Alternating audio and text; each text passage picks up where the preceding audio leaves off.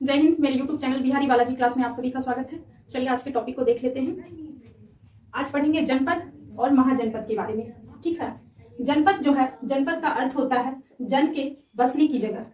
जन के बसने की जगह को जनपद कहते हैं। ठीक है, और इसके जो प्रमुख मतलब पुरातत्वविदों के अनुसार से खुदाने के बाद जो जनपद निकल के आया उसमें से प्रमुख था दिल्ली में पुराना किला और उत्तर प्रदेश में मेरठ के पास हस्तिनापुर और एटा के पास अतरंजी खेड़ा। इनमें से प्रमुख जो ये थे अतरंजी खेड़ा। ठीक है, खुदाई के बाद जो पता लगा यहाँ के लोग झोपड़ी बना के रहते थे। मवेशियों तथा अन्य जानवरों को ये लोग पालते थे। क्या करते थे? झोपड़ी बना के ये लोग रहते थे और मवेशियों और जानवरों को, अन्य जानवरों को पाला करते थे। फसल में जो है चावल, गेहूं, धान, जौ, दाल, गन्ना, तिल, ये सारे फसल उगाते थे और इन्हें खाने में उपयोग करते थे। लोग मिट्टी के जो है मिट्टी के बर्तन बनाते थे और इसमें जो है ना रंग चढ़ाते थे। लाल रंग और धूसर रंग के बर्तन बनाते थे और बर्तन पे आकृति बनाते थे और आकृति बना के बाद तरह तरह के आकृतियां बनाया करते थे। चित्रकारी की गई बर्तन सरल रेखा ज्यामिति आकृति के रूप में भी बर्तनों को बनाया जाता था। चित्रकारी धूसर पात्र के रूप में जाना जाता है। चित्रकारी जो है धूसर पात्र के नाम से जाना जाता है। आइए देख लेते हैं इधर महाजनपद। महाजनपद जो है 2500 साल पहले जनपद महत्वपूर्ण थे। ठीक है, महाजनपद की एक राजधानी भी हुआ करती थी। कई राजधानियां को किले बंद किया जाता था क्योंकि अन्य देशों के राजा जो है वो उस पर आक्रमण न कर पाए और आक्रमण की डर के वजह से अपनी सुरक्षा के लिए ये ऊंची ऊंची पत्थरों से दीवार बनाया करते थे और यहाँ पे एकत्र जो किए थे बहुत सारे पत्थर और ईंट को इकट्ठा करके इस ऊंचे ऊंचे दीवार को महाजनपद में बनाया गया था, क्योंकि आक्रमण जो करे तो इससे हमें सुरक्षा मिल सके। ठीक है, चारों ओर लकड़ी, ईंट या पत्थर की ऊंची दीवार बनाई गई थी।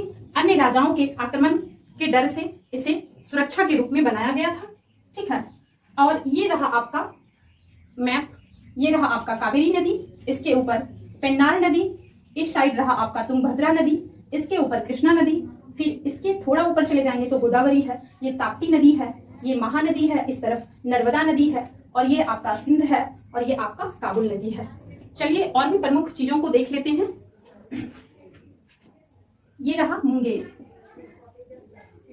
मुंगेर में जो है बहुत सारे कुंड हैं और मुंगेर में जो कुंड है उसके नाम को देख लेते हैं। मुंगेर में जो है सीता कुंड है। सीता कुंड कहाँ है? मुंगेर में है। रामेश्वर कुंड ये भी मुंगेर में है। लक्ष्मण कुंड ये भी मुंगेर में है और ऋषि कुंड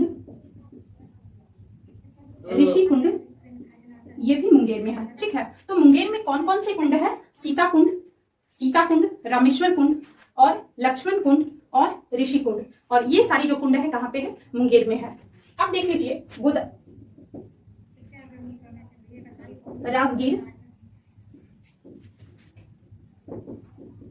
राजगीर में जो कुंड है, राजगीर के कुंड एक है सप्तधारा कुंड, गौमुख कुंड, ब्रह्मा कुंड,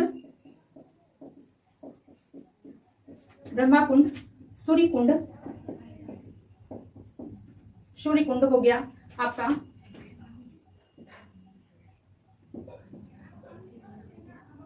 मखदूम कुंड